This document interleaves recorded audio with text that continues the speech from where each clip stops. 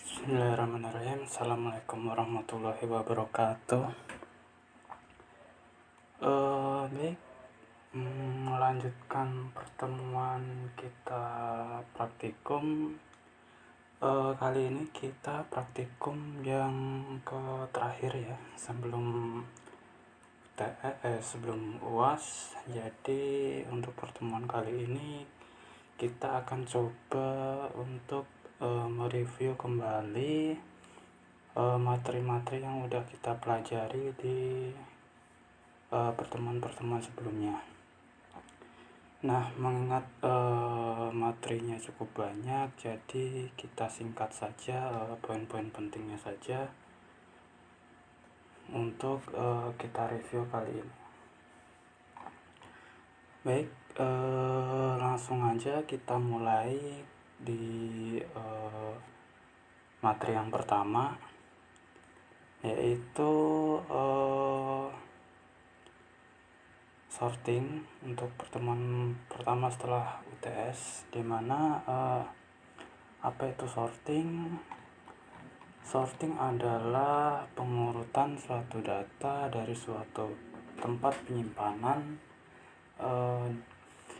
baik penyimpanan internal maupun penyimpanan eksternal. Nah, pengurutan ini bisa diurutkan atau mengurutkan dari naik ke turun, atau dari kecil ke besar, atau besar ke kecil, ascending dan descending. Nah, untuk sorting sendiri ada beberapa jenisnya, yaitu bubble sort, selection sort, dan insertion sort. Dan itu saja yang untuk yang akan kita bahas, karena di materi sebelumnya juga kita bahas tiga jenis tersebut. Untuk selebihnya bisa teman-teman belajar sendiri. Lanjut, apa itu bubble sort? Bubble sort itu merupakan metode sorting yang mengurutkan data dari kecil ke besar ataupun sebaliknya. Nah, metodenya itu adalah dengan mengurutkan atau membandingkan elemen pertama dengan elemen-elemen selanjutnya. Jadi bisa dilihat di sini ada data, dan 5 dibandingkan dengan 3, karena 5 itu lebih besar dari 3, maka digeser ke kanan. Kemudian dibandingkan lagi 5 dengan sebelahnya, dan karena nilainya lebih besar dengan sebelahnya, maka nilainya tetap dan tidak berubah posisi dalam membandingkannya.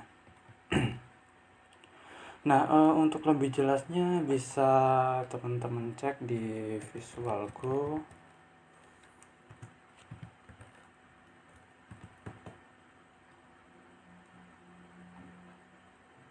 Nah, di sini teman-teman bisa cek, bukan ini.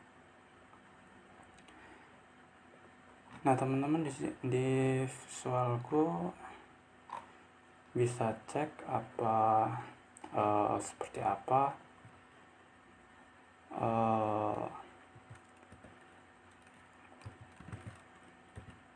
contoh atau implementasinya dari sorting ini sendiri untuk lebih jelasnya, atau untuk ilustrasinya.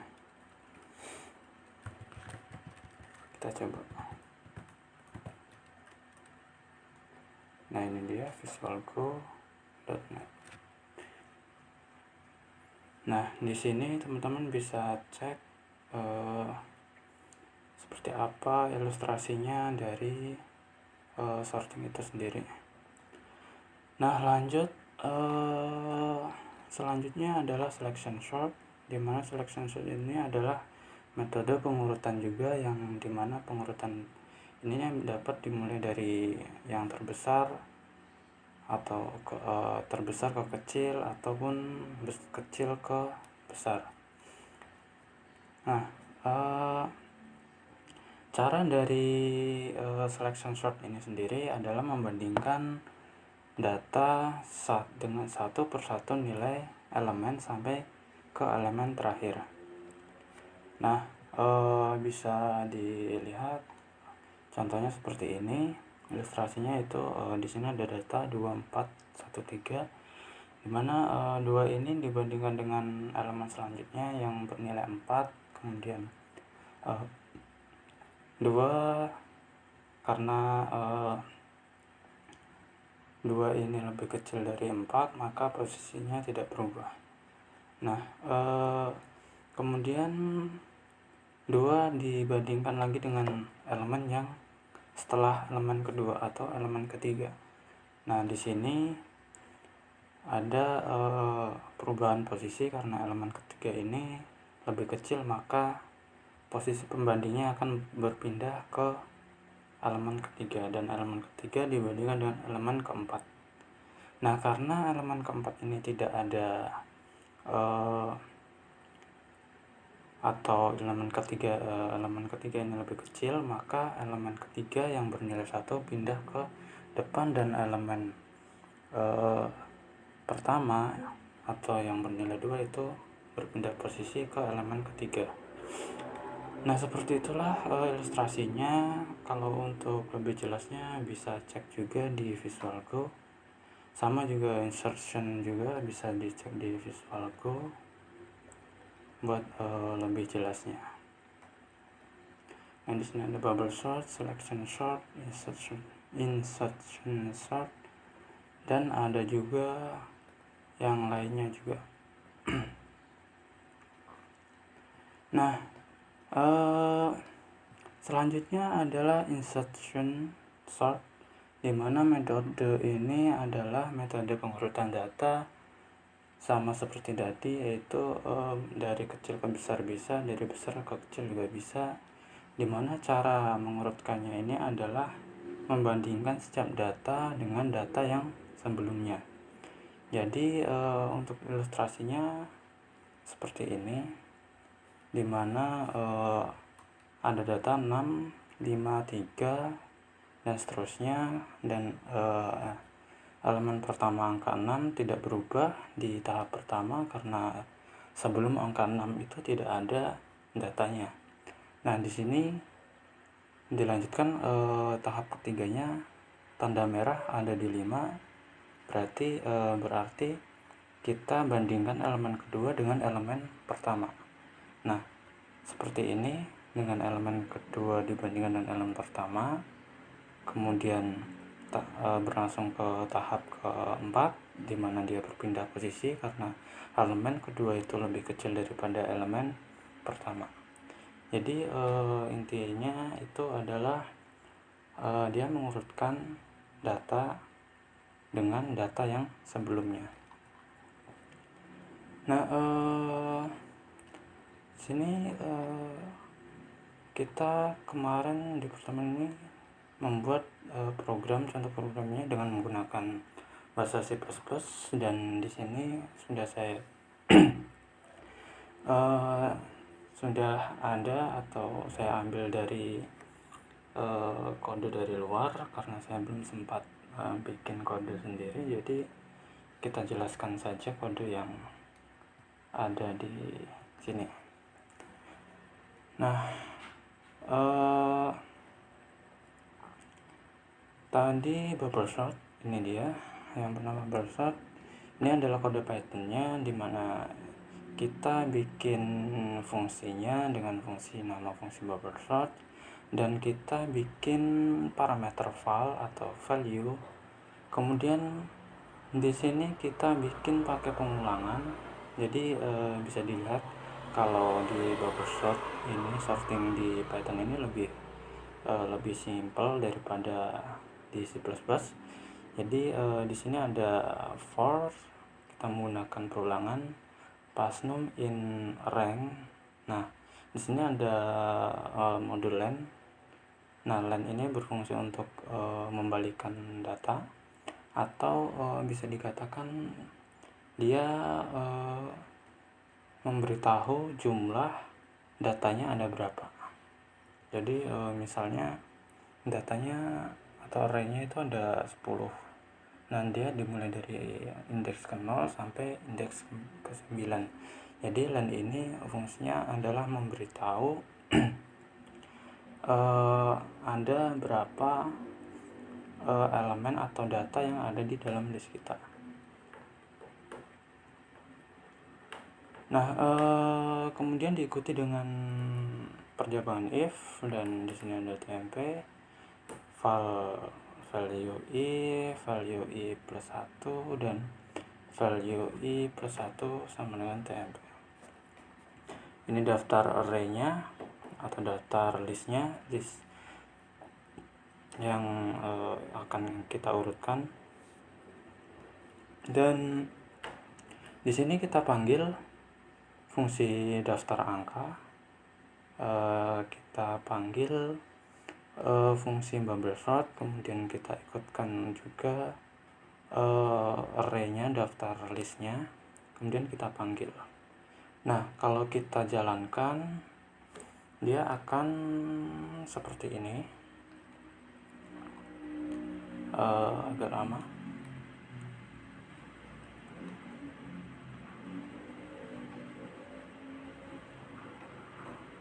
Nah, ini dia seperti ini. Dia kalau kita jalankan akan terurut seperti ini: 4, 7, 11, 15, 20, 23, 32, dan 9. Nah, untuk selection sort kode programnya tidak jauh berbeda, hanya berbeda di beberapa penggunaan atau logikanya saja. Nah, di sini ada kita bikin fungsi juga untuk selection sort, dan kita buat juga perulangan, dan di sini adalah ada max sama dengan 0 yang maksudnya adalah indeks atau list kita akan dimulai dari 0. Jadi untuk perulangannya nanti dia akan dimulai dari indeks ke 0, di mana nilai indeks ke 0 itu berapa, kemudian indeks ke 1 itu berapa, dan seterusnya. Ini kita coba hapus dulu. Dan di dalam for masih ada for lagi, yang artinya di sini kita menggunakan nested for.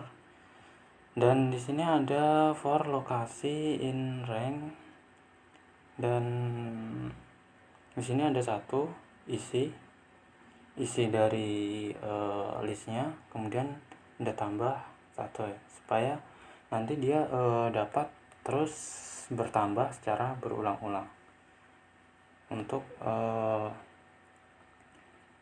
mensortingnya. Jadi supaya nanti ketika sorting indeks pertama disorting dengan indeks kedua, kemudian elemen atau indeks kedua dibandingkan dengan elemen atau indeks ke data ketiga. Nah, di sini ada kita bikin percabangannya, dan ada kita pakai max juga sama dengan lokasi. Nah, ini logikanya tmp sama dengan val isi, dimana val isi ini sama dengan val max atau val atau parameter val ini sama dengan atau val max sama dengan tmp. Nah, di sini ada daftar listnya, kemudian cara memanggil listnya, kita panggil fungsi selection sort, kemudian kita ikutkan daftar listnya, kemudian kita coba print. Nah, kita coba jalankan. Nah, bisa dilihat ini adalah hasilnya. Ini selection sort.py sesuai dan sudah terurut. Nah, untuk insertion sort seperti ini sama, hanya saja di sini ada penggunaan perulangan for dan while, dan di sini tidak menggunakan percabangan if. Nah, sama seperti tadi, di sini pertama kita membuat fungsinya, fungsi insertion sort, kemudian diikuti dengan parameter, dan ada for, perulangan for, index in rank, kemudian ada len juga, value aktif sama dengan value index. Dan di sini ada kita bikin variabel baru dengan nama value aktif, yang mana value aktif ini akan sama dengan val dalam kurung index. Nah, posisi ini kita juga bikin posisi atau variabel posisi sama dengan berarti sama dengan indeks. Nah, di sini kita bikin kita buat lagi perulangan while. Nah, dengan posisi atau indeks sama dengan 0 atau dimulai dari 0 dan dimulai dari 0, indeksnya besar dari 0. Nah, kenapa besar dari 0? Karena untuk insertion sendiri itu dia akan membandingkan dari data elemen dengan elemen yang sebelumnya. Jadi indeksnya dia karena elemen pertama itu tidak ada atau indeks 0 itu tidak sebelum indeks 0 itu tidak ada, maka akan lanjut ke indeks ke 1. Nah, setelah indeks ke 1 ini, di indeks ke 1 ini ada sebelumnya ada indeks. Nah, indeksnya adalah sebelum indeks 1 ini adalah indeks 0. Makanya posisi ini besar dari 0. Dan val posisi sama dengan 1 kurang dari value atau besar dari value aktif. Nah, logikanya seperti ini. Untuk mensorting data yang ada di list kita dengan menggunakan insertion sort. Nah, kita buat lagi val posisi sama dengan val posisi min 1. Nah, posisi ini sama dengan posisi min 1. Val posisi sama dengan value aktif. Nah, di sini kita buat data listnya, kemudian kita panggil fungsi dan listnya. Kemudian kita coba print untuk menampilkan outputnya seperti apa. Kita jalankan. Nah, kita hapus dulu. Sekarang kita coba jalankan lagi. Nah, insertion sort hasilnya seperti ini. 4, 7, 11, 20, 23, 32, 99. Nah, lanjut ke materi kedua, itu ada queue atau antrian. Nah, queue itu apa? Queue adalah antrian di mana data yang masuk pertama atau yang masuk di satu sisi dan keluar di sisi yang lain. Nah, queue ini mempunyai algoritma FIFO atau mempunyai sifat FIFO, first in first out, yang artinya yang pertama masuk dia yang pertama keluar. Nah, untuk logikanya seperti kita beli makanan. Nah, sedangkan di waktu pembayaran di kasir. Nah, di situ ada banyak orang yang mengantri. Nah, orang yang mengantri ini bisa dikatakan adalah queue, di mana orang yang pertama mengantri, orang yang pertama datang, maka orang tersebut yang akan dilayani terlebih dahulu dan selesai terlebih dahulu. Nah, ilustrasi dari queue itu sendiri kurang lebih seperti itu. Nah, di queue ini ada yang namanya rear atau belakang, kemudian ada yang namanya front atau depan. Nah, untuk operasi-operasinya sendiri ada yang pertama ada inisialisasi, yang merupakan prosedur awal dari sebuah kondisi queue itu sendiri, di mana queue ini masih dalam keadaan kosong atau belum mempunyai suatu elemen.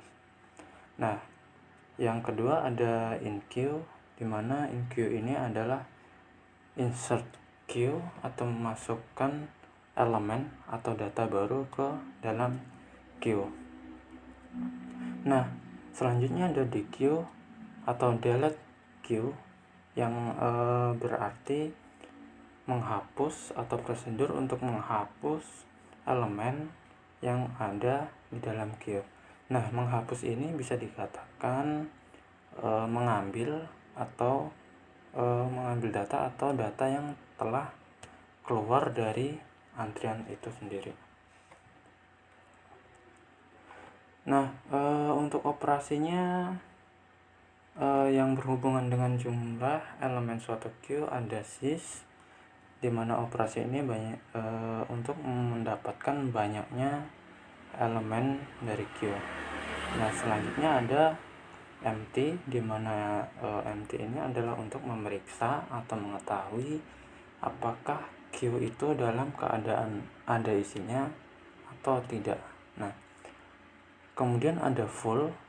Nah, full itu apa? Full ini merupakan prosedur untuk mengecek atau mengetahui apakah queue itu dalam keadaan penuh atau tidak. Nah, untuk implementasinya seperti ini. Bisa dilihat di sini ada keluar, ada masuk, kemudian ada depan, ada belakang. Nah, dimana seandainya kita A ini masuk pertama, kemudian diikuti dengan B masuk kedua, kemudian diikuti dengan C, D dan F, D dan seterusnya, maka A sendiri adalah merupakan posisi yang paling depan dari Q itu sendiri, dan F atau elemen data yang terakhir masuk itu merupakan elemen atau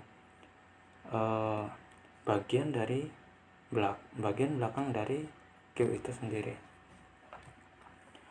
Nah, untuk ilustrasinya seperti itu. Jadi untuk codingannya seperti ini. Untuk yang plus-plusnya, karena pertemuan kemarin kita menggunakan bahasa C++ sampai ke stack ya. Jadi di sini akan saya coba jelaskan kode dari Python-nya. Oke, untuk program dari Q ini sendiri ini dia. Nah, di sini ada modul from collection import di Q. Ada sebuah modul atau sebuah modul dengan nama DQ, kemudian kita buat Q itu adalah sama dengan DQ, kemudian diikuti dengan datanya atau antriannya. Nah, import modul, kemudian inisialisasinya dengan Q sama dengan di Q, dan coba di print Q awal, dan kemudian akan kita coba tambahkan dengan menggunakan append. Jadi di Python ini untuk menambahkan data di dalam suatu list, dia menggunakan append. Di sini kita gunakan q.append untuk menambahkan elemen, dan kita coba print q setelah ditambahkan, dan setelah itu kita coba untuk menghapus salah satu elemen di dalam Q kita dengan perintah Q pop left, yang mana kita akan menghapus Q yang berada di bagian kiri. Nah, bagian kiri itu yang mana? Untuk bagian yang kiri ini adalah bagian yang arah keluar. Ini dia. Dan seperti itu untuk kodenya. Sekarang kita coba run, kita coba jalankan. Nah, Q awal di Q dalam kurung hello world, dan setelah ditambahkan maka hello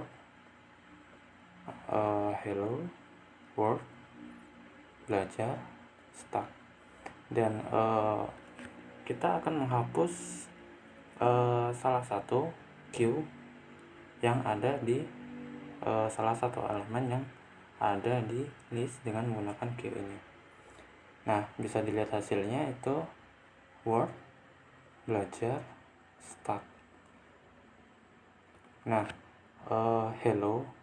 data hello atau elemen hello tadi yang berada di indeks 0, dia akan hilang atau terhapus. Yang berarti untuk yang output ini dia akan mengeksekusi program yang ini dia.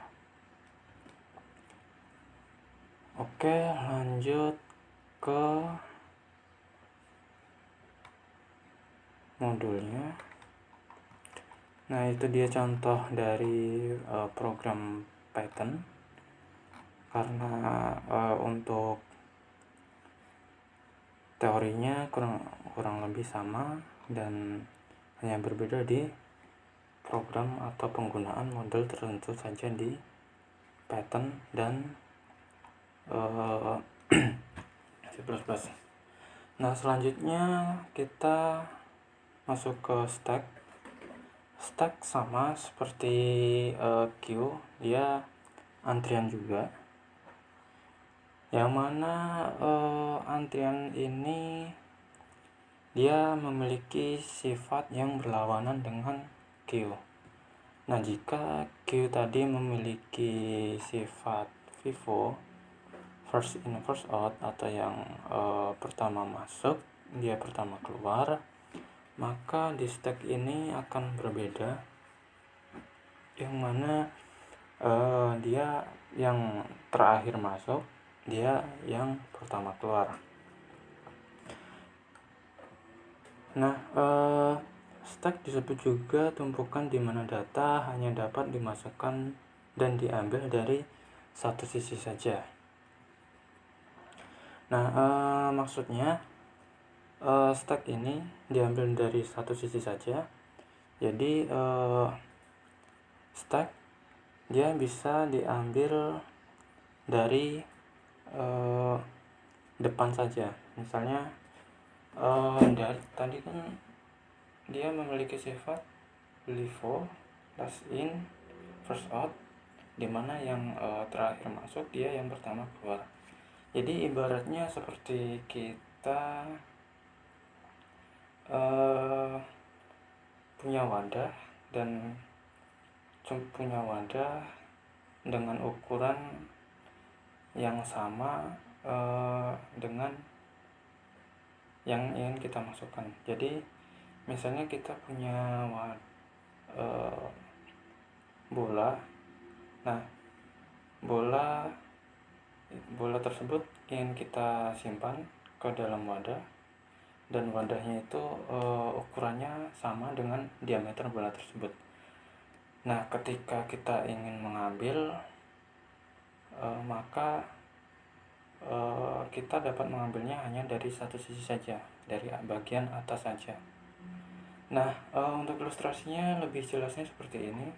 Jadi seandainya kita masukkan A, B, C, D, E, dan F. Nah, di sini tumpukan A sampai F ini, di mana A tadi masuk pertama dan F masuk terakhir. Jadi untuk mengambil data elemen ini, kita hanya dapat mengambilnya dari satu sisi saja, yaitu dari atas, dan yang artinya kita hanya bisa mengambil F, dan setelah kita mengambil F, kemudian kita bisa mengambil E, D, C, B, dan A, dengan yang berarti A adalah elemen terakhir yang dapat kita ambil. Nah, kurang lebih seperti itu. Dan di stack ini ada yang namanya top, ada yang namanya push, pop, is full, is empty, clear, dan print. Ini untuk operasinya. Dan untuk implementasi stack sendiri yaitu list dengan pointer yang memiliki variabel panjang stack dan ukuran yang bervariasi. Nah, untuk operasinya itu ada push, pop, is full, is empty, clear, dan print, dimana push ini adalah berfungsi untuk menambah, pop untuk mengambil, atau bisa dikatakan kalau di Q tadi menghapus, di Q atau delete. Kemudian ada is full untuk mengecek apakah elemen atau list kita ada, untuk mengecek apakah ada antrian ada, untuk mengecek apakah antrian itu penuh atau tidak, dan jika penuh maka tidak bisa ditambah, dan jika belum penuh maka bisa ditambahkan data lagi ke dalam stack tersebut. Nah, kemudian ada is empty untuk mengecek stack masih adakah stack yang kosong, dan jika masih ada, berarti stack itu bisa diisi. Kemudian ada clear yang berfungsi untuk menghapus data atau menghapus stack itu sendiri. Nah, clear ini tidak seperti pop untuk mengambil data. Jika pop ini satu persatu, maka clear ini menghapus seluruh data yang ada di stack tersebut. Kemudian ada stack print untuk mencetak isi dari stack itu sendiri. Nah, untuk operasi stack sendiri seperti ini.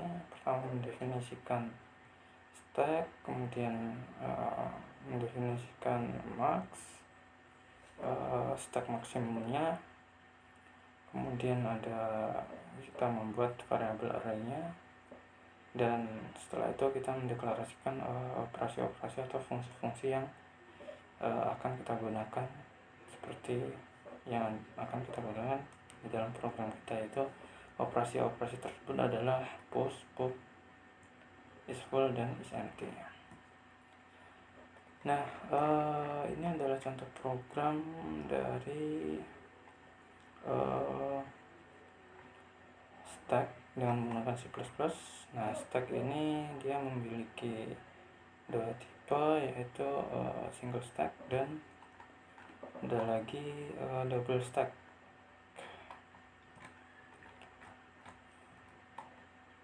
Nah, untuk double stack ini merupakan teknik khusus yang dikembangkan untuk menghemat suatu memori dalam pembuatan sebuah atau dua stack dengan menggunakan array.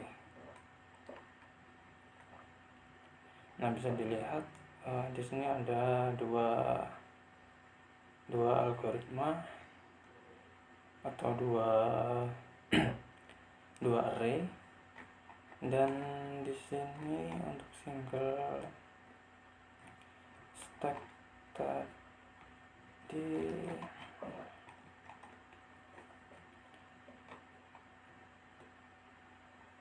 untuk single stack ini merupakan proses penyisipan data ke dalam suatu tumpukan, di mana tumpukan tersebut akan dicek apakah sudah penuh atau belum, dan jika sudah penuh maka tidak dapat memasukkan data ke dalam antrian yang ada di yang kita buat tadi.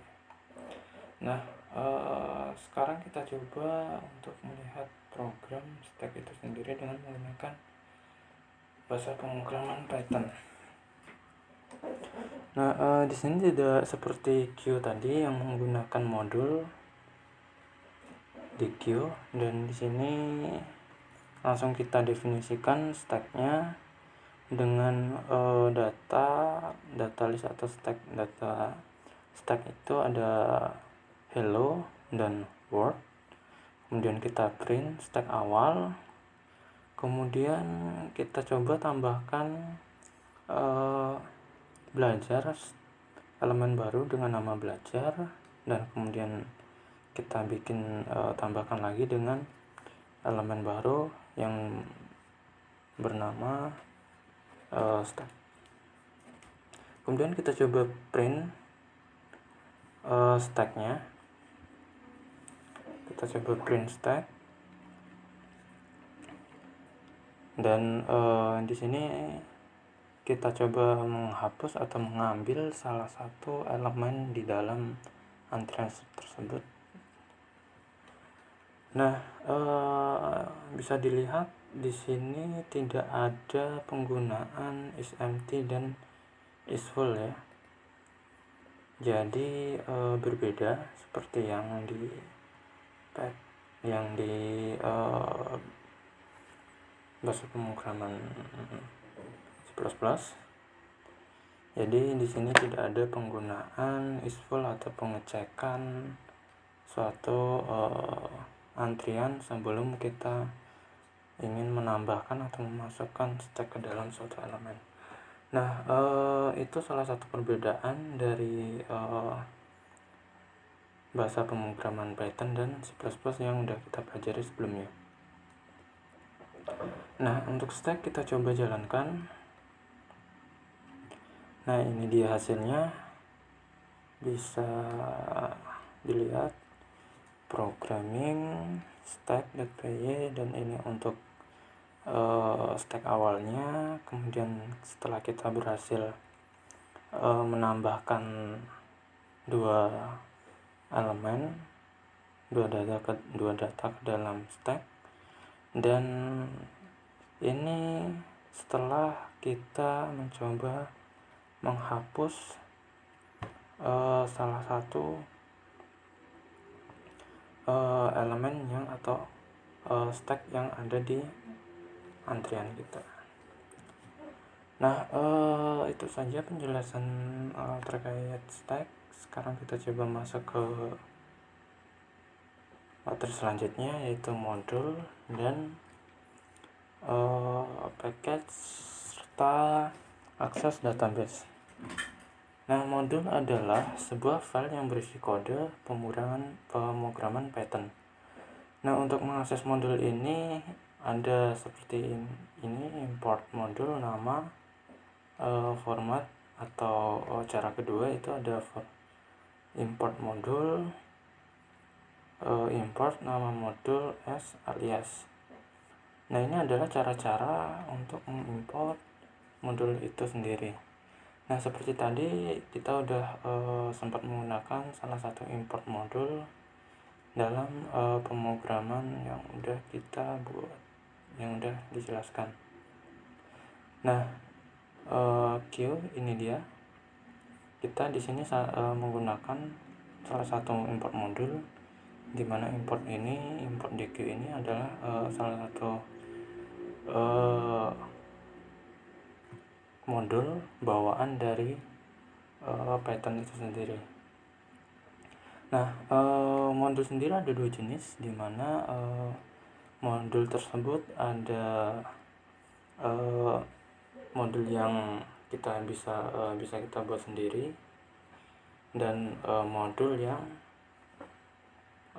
telah terinstall atau ada di dalam pemrograman Python itu sendiri. Nah, untuk modul bawaan dari Python ini biasanya disebut dengan Python library. Nah, ketika kita menginstal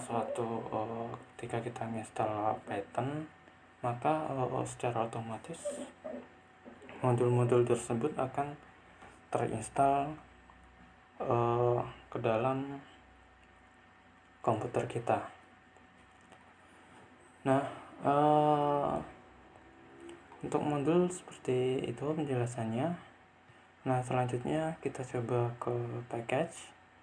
Nah, package itu apa? Package merupakan direktori yang berisi modul Python atau file spesial dengan format init.py. Nah, untuk package sendiri bisa dikatakan dia kumpulan atau untuk ilustrasinya kita punya folder. Nah, folder ini kita coba kasih nama review. Nah, di review ini ada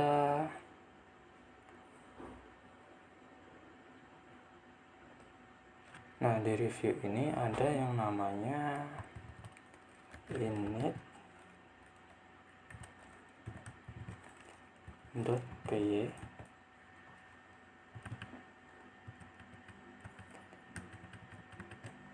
Nah, init.py.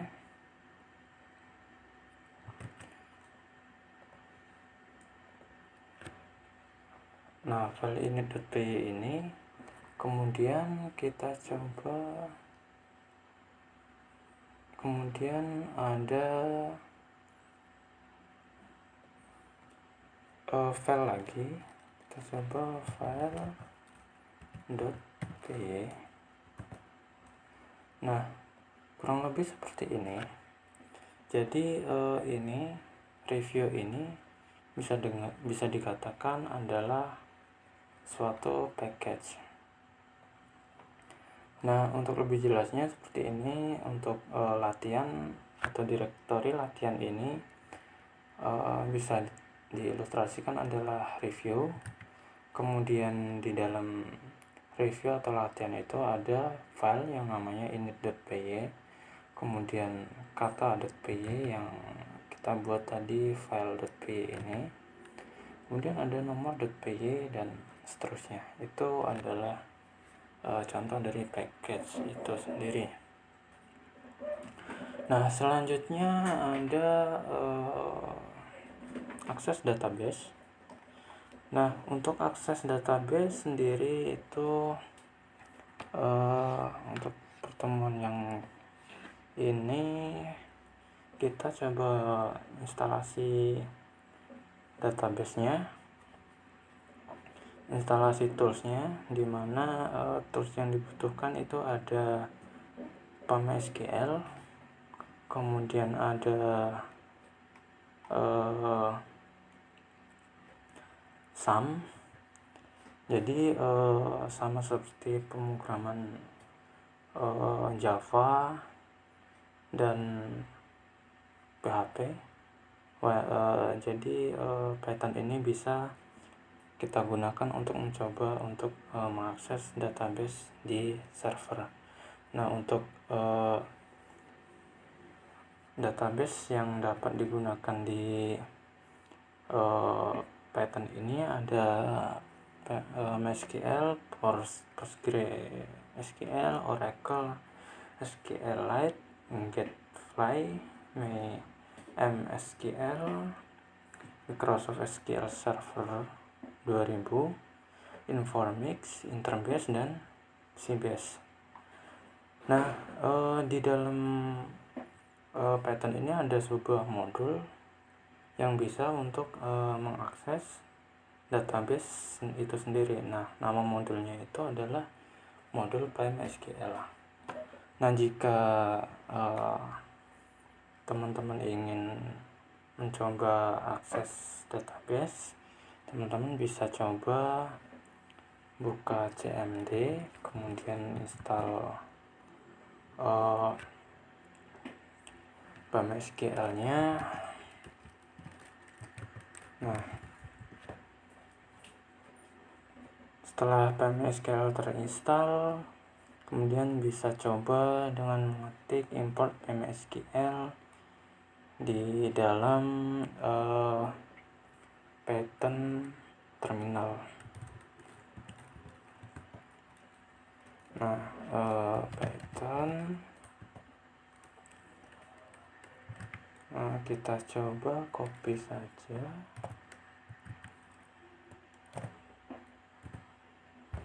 Nah, ini belum terinstall.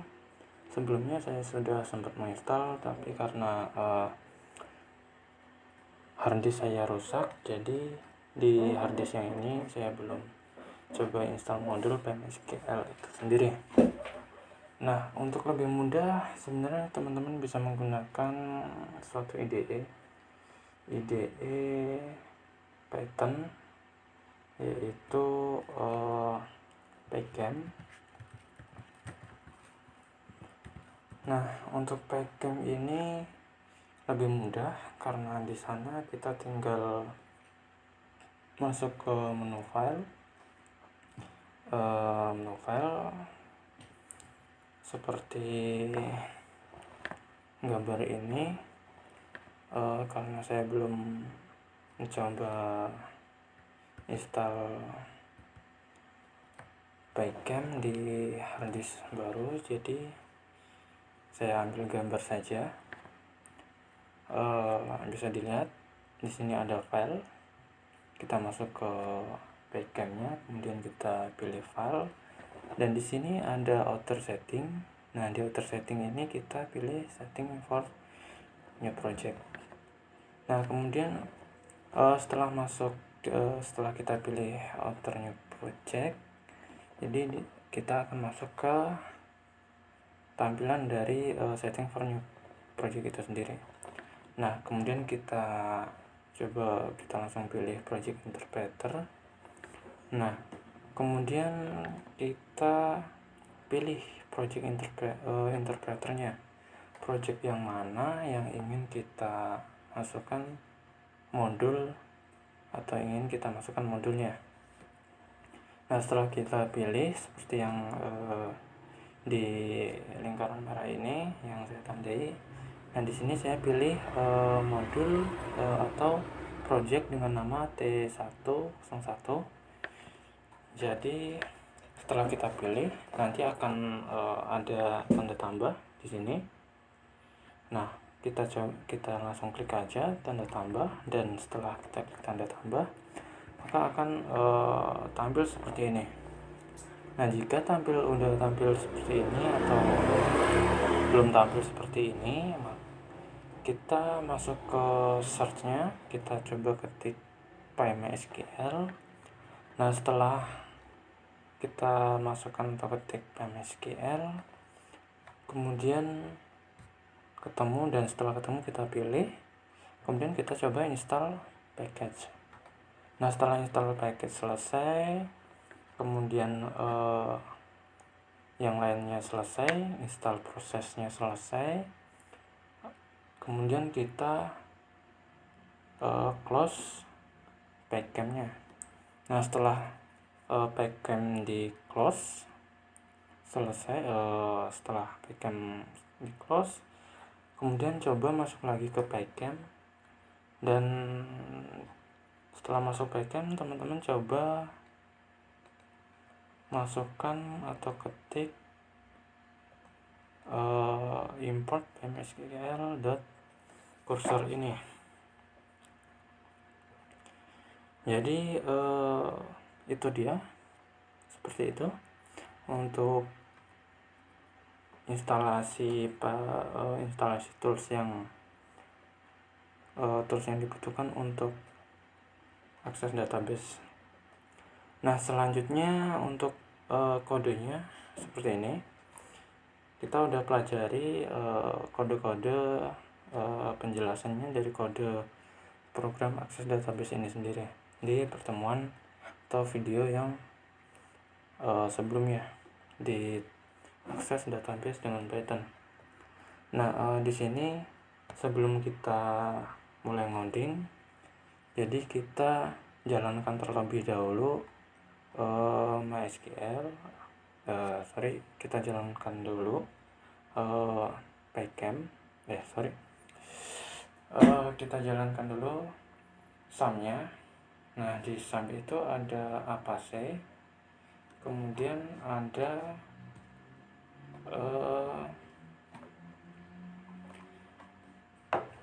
MySQL di situ. Nah, kita jalankan MySQL dan Apache di sum, dan setelah itu ini dia Apache dan MySQL. Setelah itu teman-teman masuk ke localhost php myadmin-nya. Nah, di sini tidak bisa karena saya belum jalankan localhost-nya. Nah, seperti itu untuk program dari akses database sendiri. Saya rasa nggak perlu dijelaskan.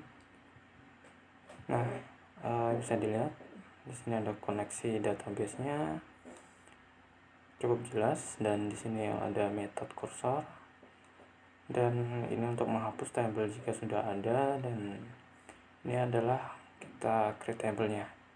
Kemudian db close yang artinya kita memutuskan program kita dari servernya. Ya, ini penjelasannya sama. Nah, di sini ada try.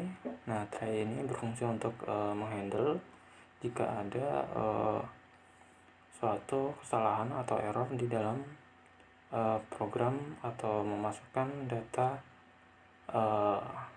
ke dalam MySQL kita, ke database ke dalam database server kita. Nah, ini sama, delete from juga untuk menghapus data di dalam database server. Nah, itu untuk penjelasan programnya. Kita coba ke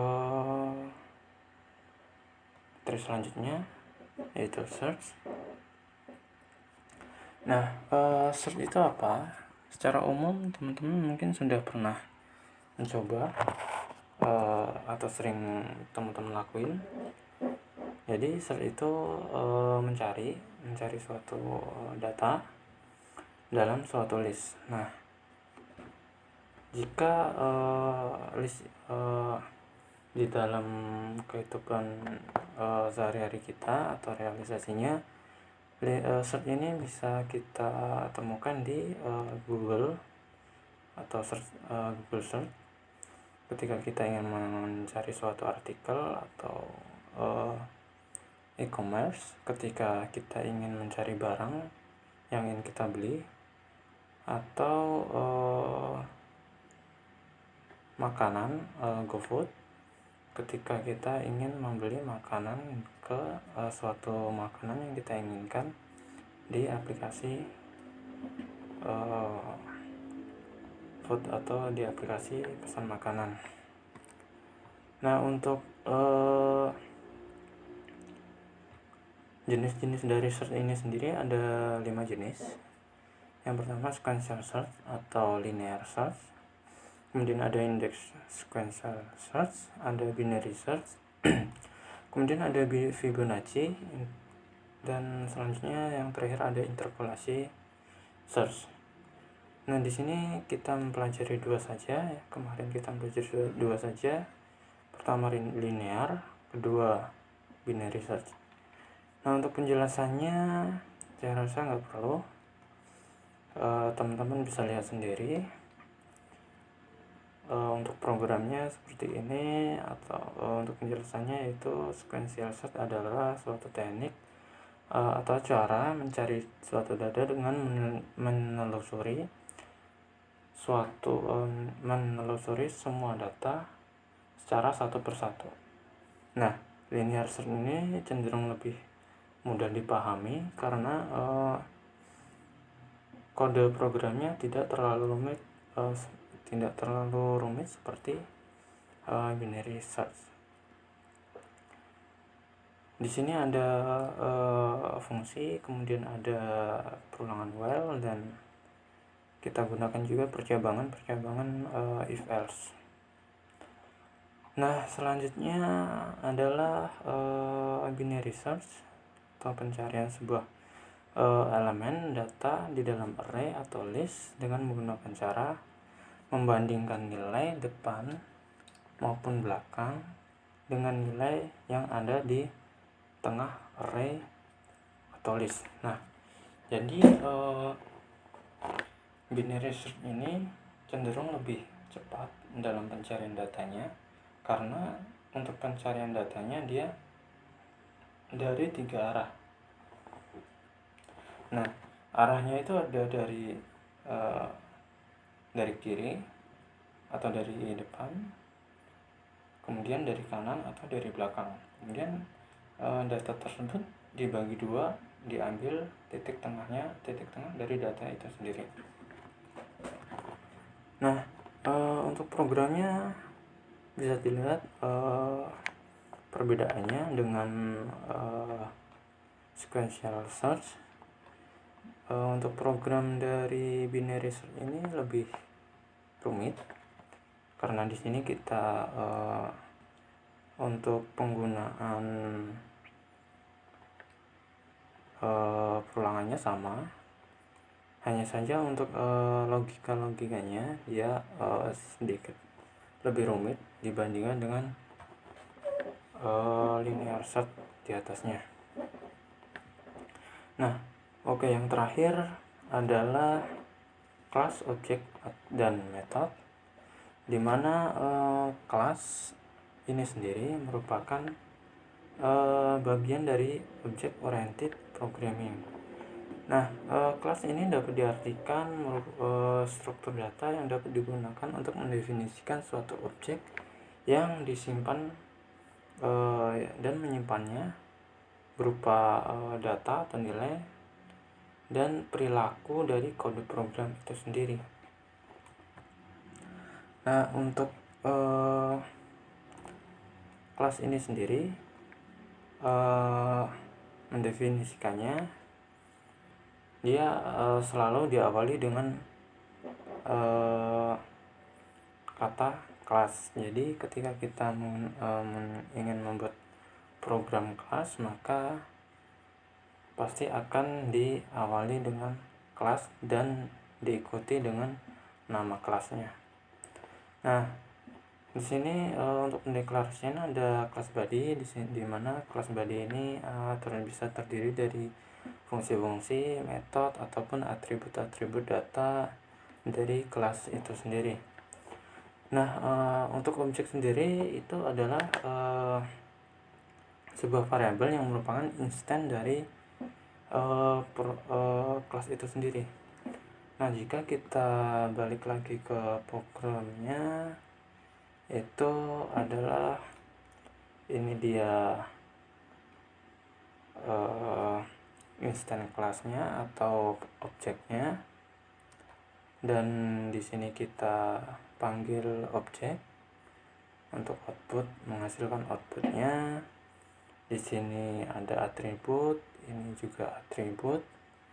Nah, ini adalah kelas dengan nama kelasnya mahasiswa. Kemudian ada metode data mahasiswa atau fungsi mahasiswa. Dan di sini ada init, yang artinya init ini adalah init merupakan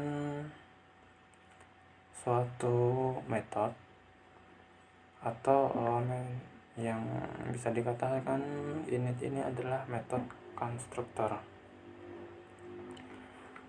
Nah, kita balik lagi ke modelnya. Nah, atribut kelas merupakan semua fungsi data yang dimiliki oleh kelas itu sendiri. Nah, untuk menggunakan atribut sendiri pasti kita menggunakan dot diikuti dengan nama kelasnya. Nah, bisa dilihat seperti ini adalah cara mengaksesnya, cara memanggil atributnya. Nah, untuk metode itu adalah seperti yang dijelasin tadi, di mana def hello ini adalah metodenya.